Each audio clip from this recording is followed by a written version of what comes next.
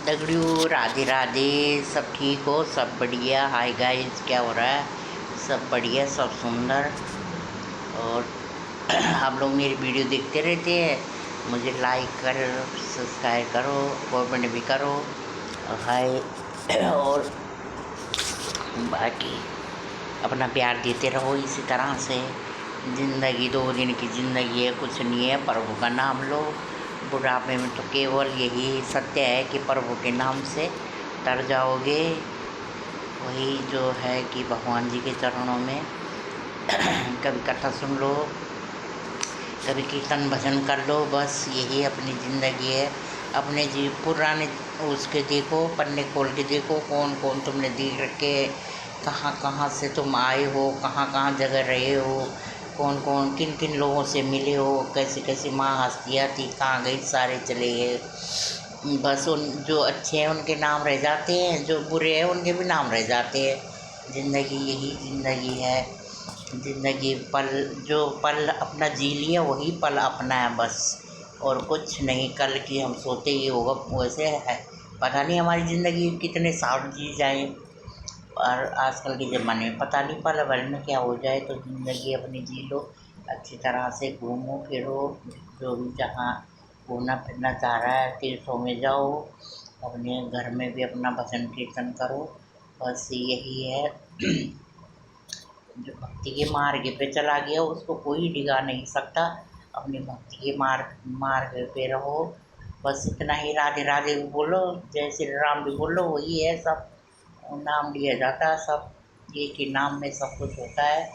कोई जब तब करने से कोई वो नहीं होता। बस प्रभु का नाम हर टाइम श्रद्धा भक्ति और मन से और दिल से लेना चाहिए। अपना मन सही रखना चाहिए, बस वही राधे राधे बोलने से ही आदमी तर जाता है। और बाकी इतना हमें ज्ञान नहीं है। हम तो मूर्ख हैं, पर वही है कि थोड़ा हम सोच रहे हैं कि प्रभु की उसमें अपना लीन हो जाए।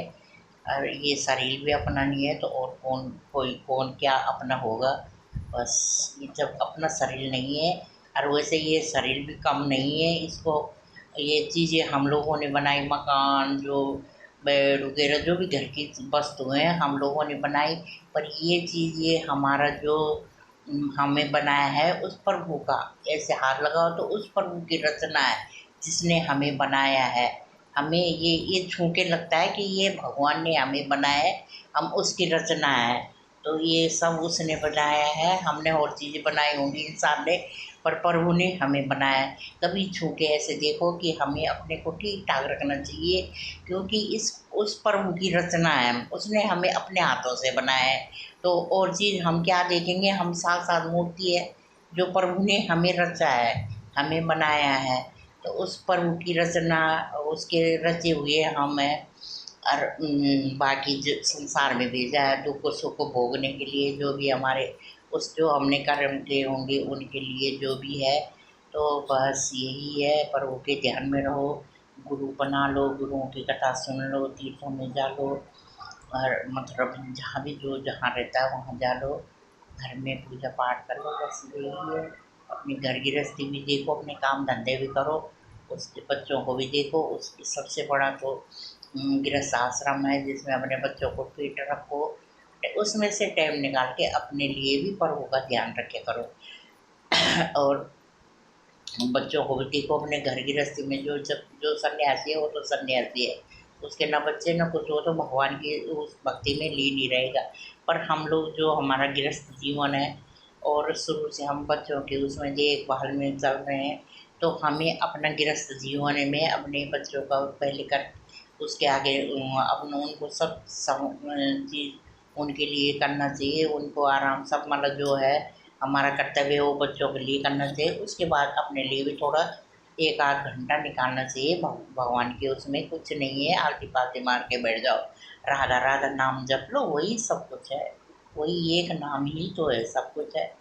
बाकी और बस बुढ़ापे में अपना ऐसे कट जाए कीर्तन भजन से। पहले ज़माने में क्या होता था, हम अपनी दादी दादा लोगों को देखते थे हमारे गांव में, हमारे घर में सारे आ जाते थे, मेरे दादाजी कथा सुनाते थे, दादी वगैरह सब आ जाते थे।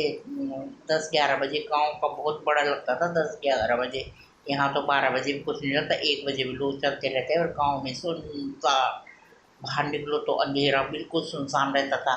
तो वहाँ मतलब दादी, मेरे दादाजी और दादी वगैरह सब कथा सुनते रहते थे, सर्दियों में अंगीठी जलाते थे और अपनी कथा सुनते थे। भट्ट होते गाँव में, सोयाबीन भट्ट, उनको भूज के खाते रहते थे, इधर की गप उधर की गप सुनते रहते थे कथा। तो वही है जो पुराने ज़माने से ही है। और अब थोड़ा मतलब वो हो गया, क्या बोलते हैं, सुविधा हो गई हर चीज़ की। अब देखो फ़ोन में हम कितना अच्छा वो कर रहे हैं, हमने जाना था कभी कि हम अंदर ये फ़ोन रिकॉर्ड करके हमारे दुनिया हमें देखेगी। तो मतलब मेरे पिताजी बोलते थे उस टाइम, लगा लो मैं 59 साल की हूँ, तो मेरे 10-11 साल की बात मुझे याद है। तो मेरे पिताजी फौज में थे, तो वो बोलते थे कि ऐसा ज़माना आएगा तुम यहाँ बैठे होंगे और बाहर देश बात होगी।